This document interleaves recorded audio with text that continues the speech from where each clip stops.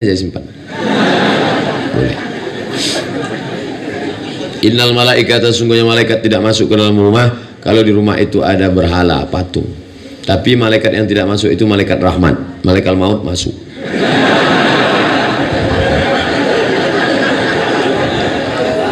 Kalau salat qada diperbolehkan, apa dalilnya? Falyusalliha idza dzakaraha.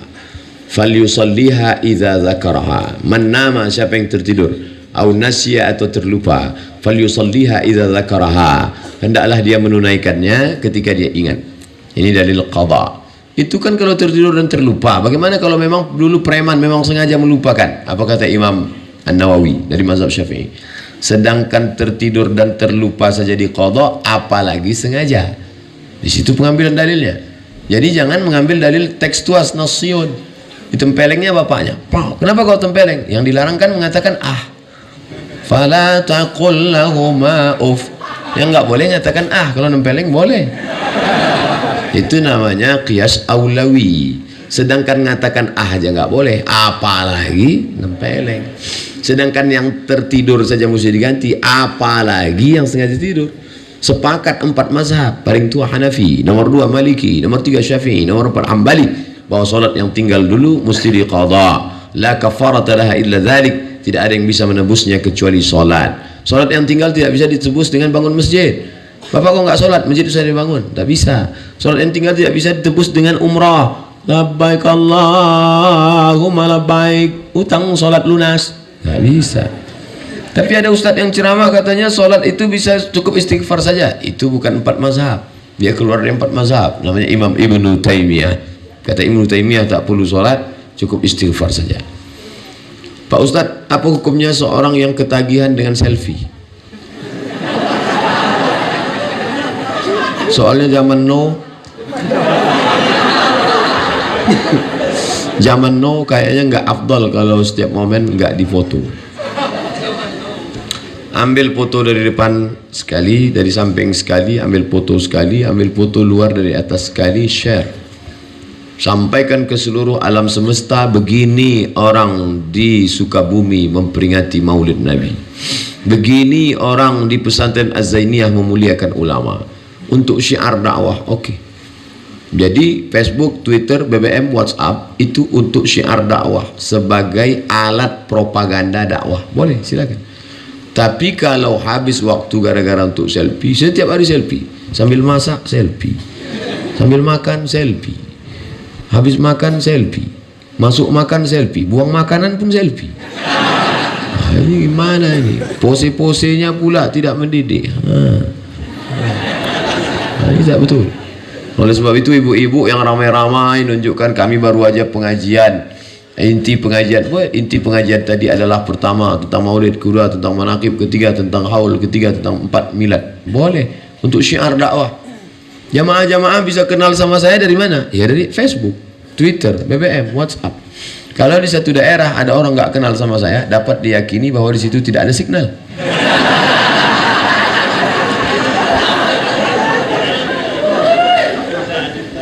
Bolehkah makan sesajen dimakan atau makanan yang habis dipakai sembahyang orang Cina? Itu ritual ibadah. Wala ana a'budu ma'abattum wala antum a'buduna ma'abud lakum dinukum waliyadin. Kalau dia datang beri kita makanan, dia kasih kita buah, boleh. Karena tidak terkait dengan ritual ibadah. Dia kasih kita kue kotak, halal, label halal, boleh. Tapi kalau sudah terkait dengan ritual ibadah, maka kita dilarang tegas. Nabi pernah menerima hadiah dari orang kafir? Pernah. Apa hadiahnya? Asal Banha, asal madu. Banha dari provinsi di Mesir. Ada satu provinsi namanya Banha, produksinya madu. Lalu kemudian Nabi diberi minum, diminum Nabi madu sampai habis. Itu dalil kalau mereka kasih makanan boleh, tapi madu halal. Ada madu yang haram, ibu-ibu paling tak suka itu.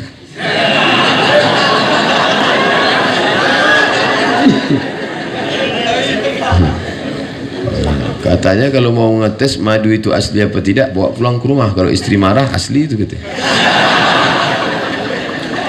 Nah, oleh sebab itu maka kalau dia kasih, misalnya anak dia pesta nikah, Ustaz Somad, ya ini tetangga saya orang non muslim, anaknya nikah, boleh saya datang? Di mana nikahnya? Di gereja? Nggak boleh, karena ada ibadah ritual. Nikahnya di hotel, silakan datang. Sampai di sana ucapkan selamat, selamat mentu hidup baru. Jangan barakallahu lakum wa baraka alaikum wa jama'a. Itu doa untuk Islam. Dah, habis itu acara makan, boleh kami makan? Boleh, tapi dengan syarat ada 2 kemah, Islamic food. Yang ini kafir food. Kamu makan di sini tempat Islam, cateringnya catering Islam. Jangan mampir, nanti habis makan sini dia mampir ke sini. Loh,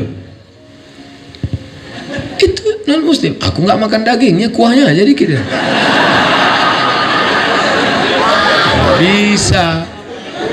Nggak bisa begitu. Ini harus kita jaga. Ini sekarang umat ini terbagi 2, ekstrim kanan, yang benar hanya saya, selain dari saya sesat, kafir. Ekstrim kanan, yang ekstrim kiri semua benar. Jingebel boleh, cap gome boleh, gongsi pacai boleh. Nggak bisa begitu. Masalah kita bersahabat dengan non muslim, ya kita NKRI, kebinekaan.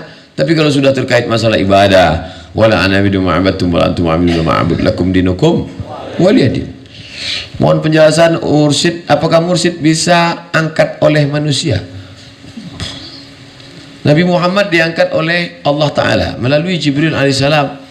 Lalu kemudian sahabat bermusyawarah mengangkat khalifah, naiklah Umar Abu Bakar Siddiq. Itu diangkat oleh manusia. La tajtami ummati ala dalalatin. Tidak mungkin umatku itu berkumpul dalam kesesatan. Berkumpul beberapa orang mursyid lalu mengangkat mursyid menurut ilmu mereka, pandangan batinnya. Ittaqu firasatal mu'min, hati-hati terhadap firasat orang beriman. Fa innahu yanzuru binurillah, dia memandang dengan pandangan Allah. Menurut hematku ini yang layak diangkat. Tapi dia mengangkat dirinya sendiri tak bisa. Siapa yang mengangkat kamu? Ana. Yang selalu menyebut ana dalam Al-Quran itu ada 4. Yang pertama, ana rabbukumul a'la, iblis. Yang kedua, innama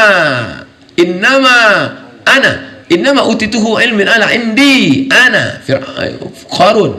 Yang kedua, yang ketiga, ana khairum minhu, iblis. Maka kalau ada orang mengatakan sedikit-sedikit, siapa namanya? Ana, saya.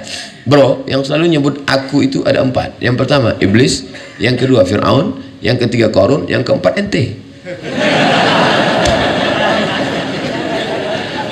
Diangkat oleh orang yang berilmu. Apakah semua muslim wajib bertarekat? Tarekat itu jalan, cara. Jadi kata Syekh Said Mansi, Syekh Said Mansi Al-Hasani Al-Maliki, murid dari Syekh Muhammad Alawi Al-Hasani Al-Maliki, murid Said Alawi. Saya ketemu Said Alawi tahun 2000 waktu haji. Setelah itu beliau meninggal di Makkah. Beliau punya murid namanya Said Mansi Al-Hasani Al-Maliki. Lalu ada pertanyaan, Syekh, apakah orang mesti bertarekat? Kata beliau, semua kita ini bertarekat. Lalu tarekat apa? Itu banyak. Ada tarekat Sanusiyah, ada tarekat Ja'fariyah, ada tarekat Syaziliyah, ada tarekat Naqsyabandiyah, ada tarekat Qadiriyah. Kemudian Syekh Al-Imam Khatib Sambas mengkombinasikan antara tarekat Qadiriyah dengan Naqsyabandiyah. Tapi beliau orangnya tidak takbur, dia tidak bawa nama dia, maka dia buat TKN, tarekat Qadiriyah wa Naqsyabandiyah, jalan.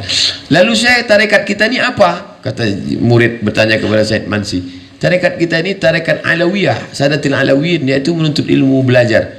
Nah, jadi mesti berguru. Sebenarnya ketika orang berguru, punya guru, punya kitab, dia sedang bertarekat, dia sedang jalan. Hanya saja jalan ini ada yang naik mobil, ada yang naik pesawat, ada semua yang datang kemari sampai.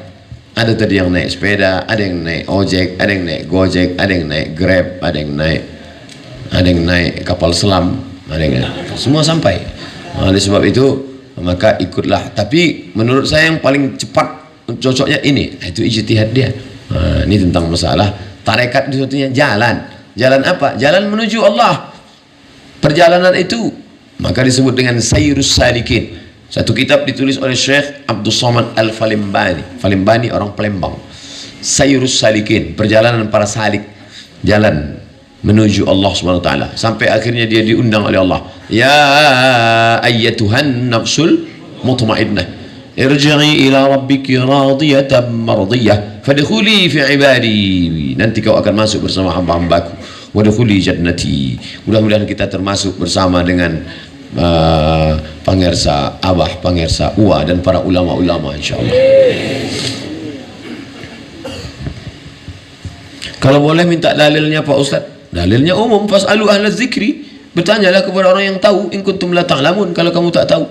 Maka Syekh Mursyid itu orang yang tahu dalam hal batin, dalam hal spirit, dia yang beritahu. Begitu sahabat bertanya kepada Nabi, tabi'in bertanya kepada sahabat, tabi'in bertanya kepada tabi'in. Karena kita begitu juga dengan mazhab, dalam fikih mazhab. Saya tak tahu, maka saya pakai mazhab Syafi'i. Menurut saya nggak perlu bermazhab itu Pak Ustaz. Berarti ente imam mazhab yang kelima. Orang yang mengatakan tidak perlu bermazhab, dia sudah buat mazhab kelima.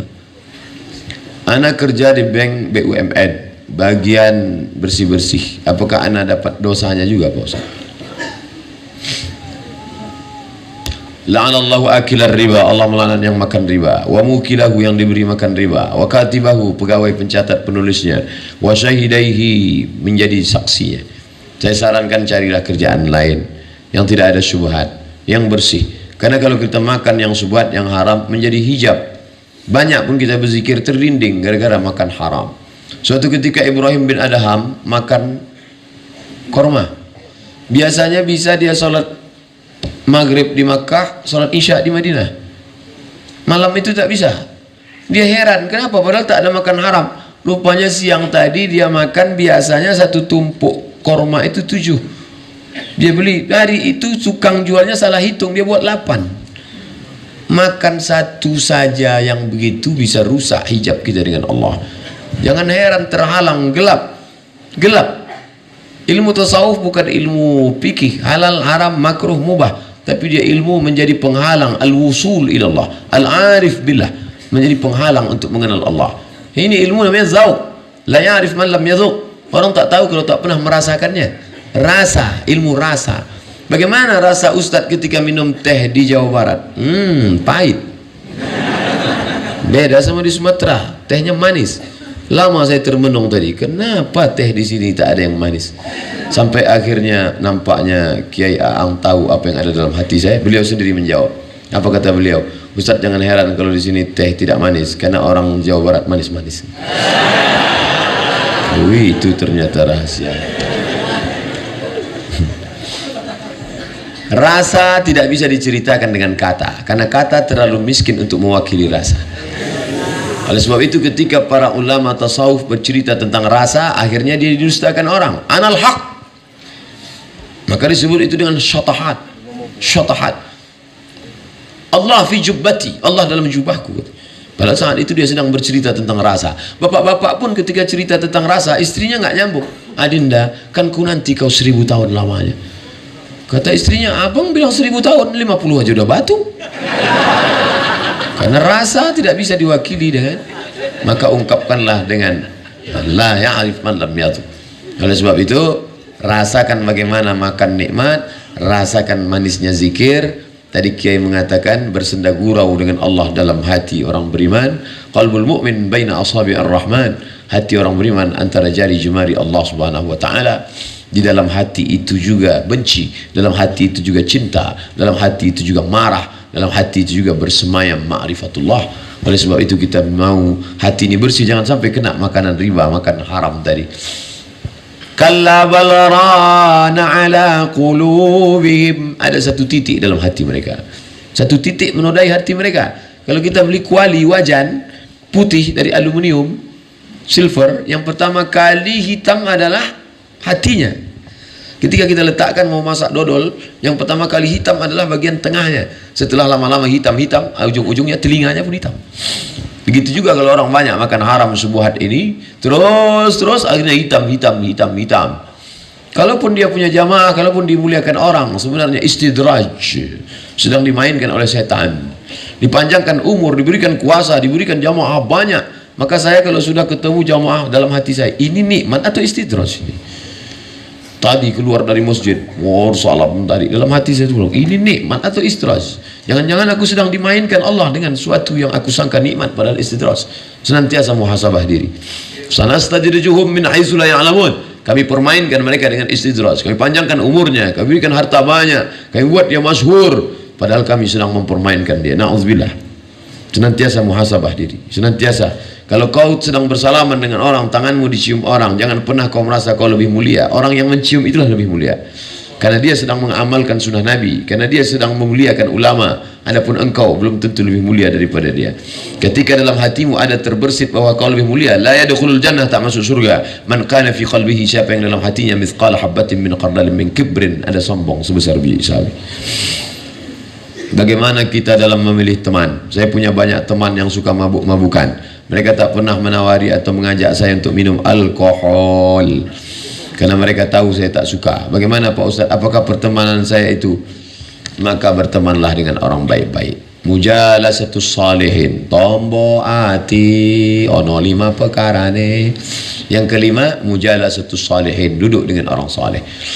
Duduk dengan tukang las, mungkin kita tidak kena apinya, tapi bau kita paling tidak bau karbit. Duduk dengan tukang minyak wangi, paling tidak kena. Kami dulu waktu kuliah di Mesir, setiap mau pergi ke masjid, mampir ke tempat tukang minyak wangi. Agak 3 toko lah mampir, dapat minyaknya. Haji. Halal. Kalau masuk kita ke tempat tukang ikan, ikannya tak dapat, bau ikannya dapat. Oleh sebab itu jangan sampai saya mau ngajak mereka, Pak Ustaz, apakah kau kuat? Kalau kau kuat, oke, lanjutkan. Kalau tidak, jangan sampai engkau seperti tukang pancing dilirikan ikan. Kau sangka kau akan mancing dia, ternyata ikan paus, kau dimakannya. Hati-hati. Apa hukumnya memelihara anjing, Pak Ustaz? Maniqtana kalban, siapa yang memelihara anjing? Bukan anjing untuk berburu rusa, untuk makan. Bukan pula anjing untuk menjaga kebun, tanaman, takut diambil babi. Hanya untuk hobi melihara. Dikurangi 1 hari amalnya sebesar Bukit Uhud. Bukit Uhud itu panjangnya 7 km. Bukit Uhud memerah dia kalau petang disinari matahari. Tegak di atas Bukit Jabal Rumat, tempat pemanah, lihatlah Bukit Uhud. 1 hari amalmu dikurangi 7 km, sementara amalmu sebesar bisul. Berarti kau setiap hari min. Apakah benar jika kita melihara anjing setiap hari kita akan dikurangi? Betul. Ada satu lagi, kenapa setiap membaca dari wadduha pakai takbir? La ilaha illallah wallahu akbar, bismillahirrahmanirrahim, wadduha. Karena ketika itu lama wahyu tidak turun. Sampai-sampai Ummu Jamil, istri Abu Lahab, mengejek, wadda'aka syaitan, Muhammad, setanmu sudah meninggalkan engkau. Dijawab Allah, ma wadda'aka rabbuka wa ma qala, Allah tidak meninggalkanmu. Bertakbir Nabi ketika turun surat Ad-Duha, Allahu Akbar. Nabi senang turun surat Ad-Duha. Jibril, kenapa lama betul engkau turun? Sampai aku diejek istri Abu Lahab. Aku lama turun karena ada bangkai anak anjing di bawah tempat tidur. Sampai akhirnya Khawlah mengambil dengan batang sapu. Bangkai anak anjing saja Jibril tak mau turun, apalagi anjing herder 2 ekor.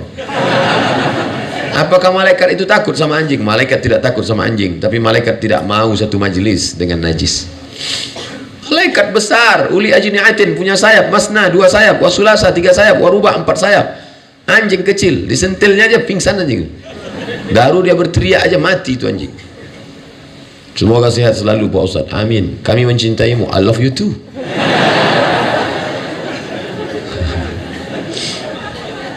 Kalau ada sahabat mengatakan uhibbuka fillah, aku cinta pada engkau karena Allah, jawabannya ahabbakallahu fima ahbabtani.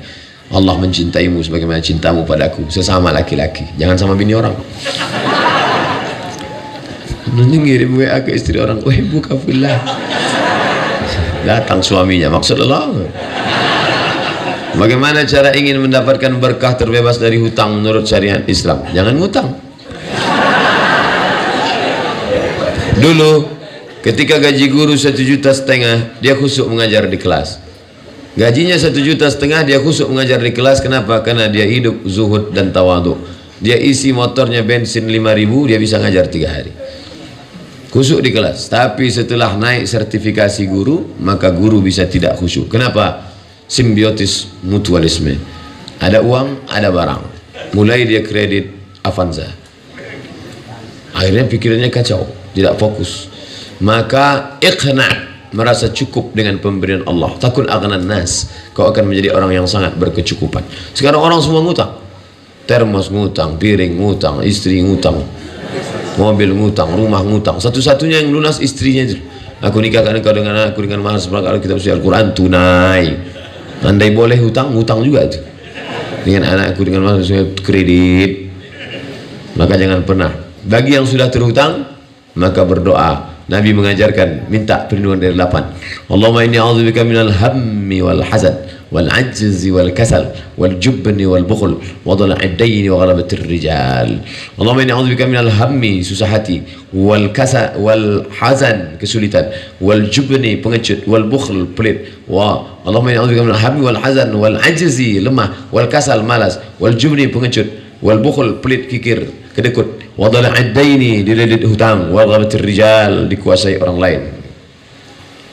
Bagaimana hukumnya pegadaian? Meminjamkan barang orang dipinjam oleh kita, apa hukumnya? Gadai masuk dalam satu bab fikih namanya rahan, babur rahni, bab gadai. Boleh gadai. Pak, minjam uang bapak 10 juta, saya takut nanti Ustaz larikan. Oke, kalau bapak takut, ini tanah saya 1 hektar sebagai jaminan, uang 10 juta. Nanti kalau sudah ada, saya kembalikan uang, saya balik. Ya, sementara uang saya pakai, maka tanah bapak pegang, jangan dipakai. Kalau dipakai, kullu qardin jarra naf'an fahuwa riba. Setiap pinjaman mengambil manfaat, maka manfaatnya itu riba. Meminjamkan barang orang lain yang dipinjam oleh kita. Meminjamkan barang orang lain yang dipinjam oleh kita. Kita minjam motor orang. Dah, motor dia kita pinjamkan ke orang. Nah, ini bahaya. Apalagi kalau dia suka melarikan. Jangankan motor, anak gadis orang pun dilarikannya. Apalagi motor. Ini tanggung jawab kita 2 kali lipat.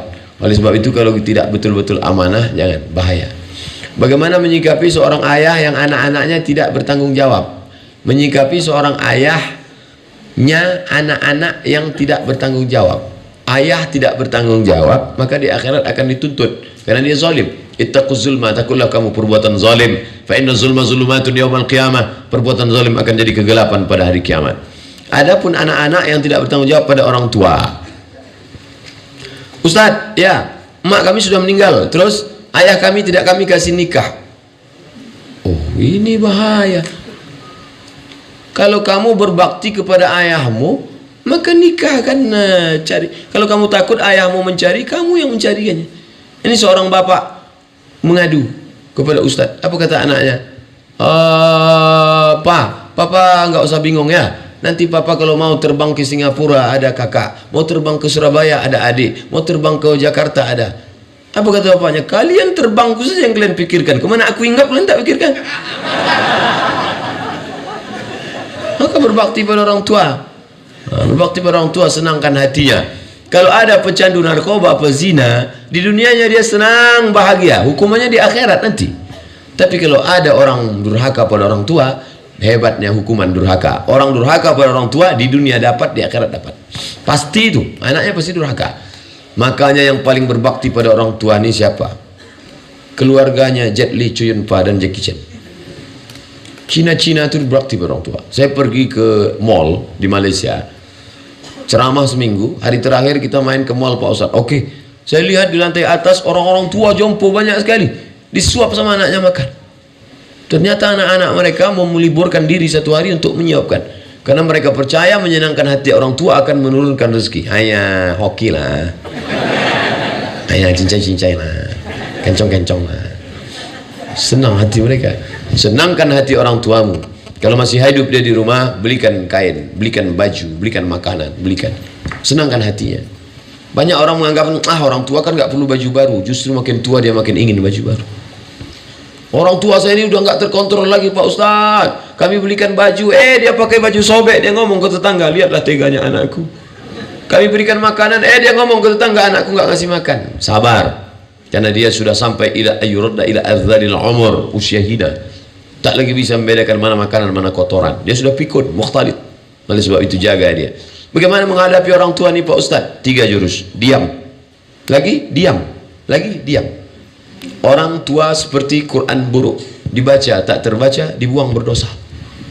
Orang tua seperti Quran buruk. dibaca tak terbaca, dibuang berdosa. Lalu gimana? Biarkan aja sampai hilang sendiri. Jangan sampai kau durhaka pada orang tua.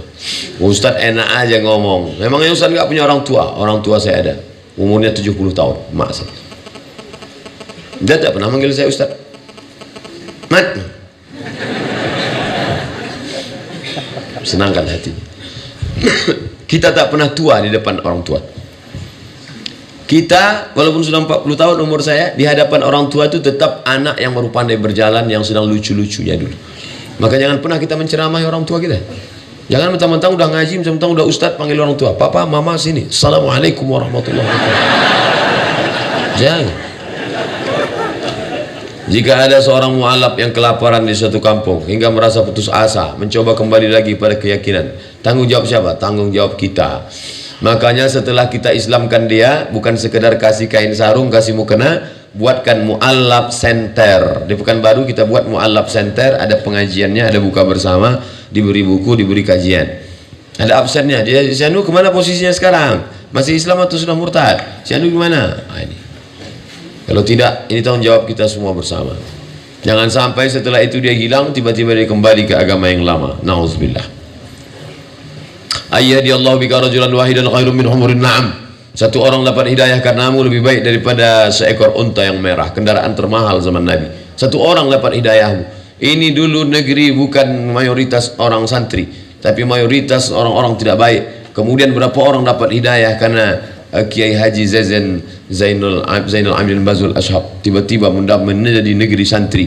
Maka ini menjadi pelajaran penting buat kita santri-santri, tanamkan keyakinan, baca biografi Tuan Guru, baca biografi Pangersa Uwa, baca biografinya, bawa tenang. Itulah gunanya kita baca. Kadang kita lupa, makanya baca manaqib, baca manaqib, baca manaqib. Untuk apa? Membangkitkan semangat kita lagi bahwa oh ternyata dia dulu kemari. Ini pesantren langsung besar begini atau gimana? Dulu hanya bangunan kecil Pak Ustaz, kemudian berkembang menjadi 8 hektar, akan ada perluasan tanah. Dari mana didapat bangunan mewah, megah, besar, cantik seperti ini? Dari mana? Perjuangan panjang.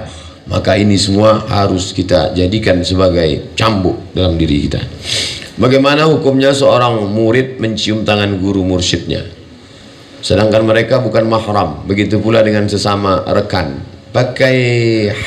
Tadi beberapa jamaah bersalaman dengan saya, dia kasih kain.